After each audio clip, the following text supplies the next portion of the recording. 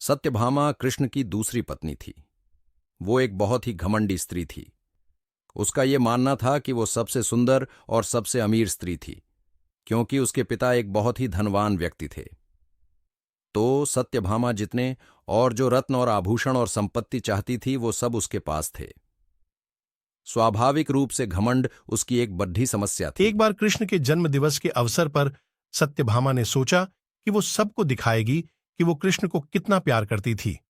तो उसने तय किया कि वो कृष्ण के वजन जितना सोना शहर के लोगों में बांटेगी।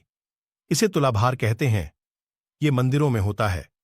लोग एक बड्ढी तराजू में अपने वजन के बराबर का मक्खन, घी या चावल या कुछ और रखकर वो चीज लोगों में बांटते हैं। चावल, नमक, दाल या सोना या वो कुछ भी आप दे सकते हैं जो देना चाहें।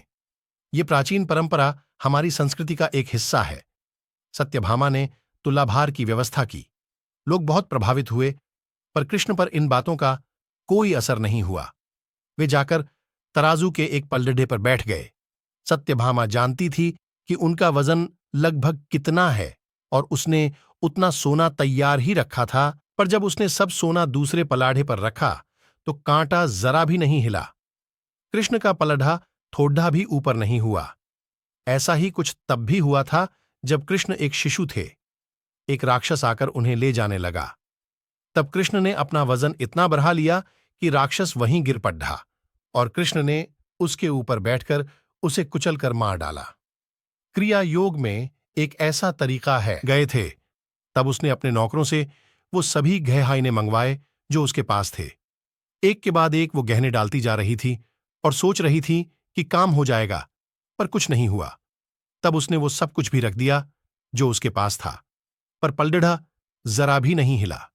वो रोने लगी क्योंकि ये सब उसके लिए बहुत श्रमजनक था।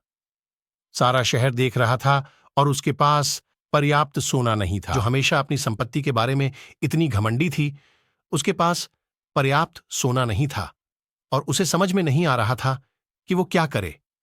तब उसने रुक्मिणी की ओर देखा, जिससे वो बहुत जलती थी और हमेशा परेशान रहती थी। उसने रुक्मिणी से पूछा, अब मैं क्या करूं? क्योंकि ये बात सिर्फ मेरे लिए ही नहीं, पर तुम्हारे और हम सब के लिए भी बहुत श्रमजनक है। मैं क्या करूं?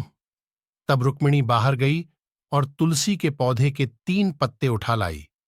जैसे ही तुलसी के वे पत्ते उसने तराजू के दूसरे पलड़े पर रखे, कृष्ण का पलड़ा तुरंत ही ऊपर आ गया।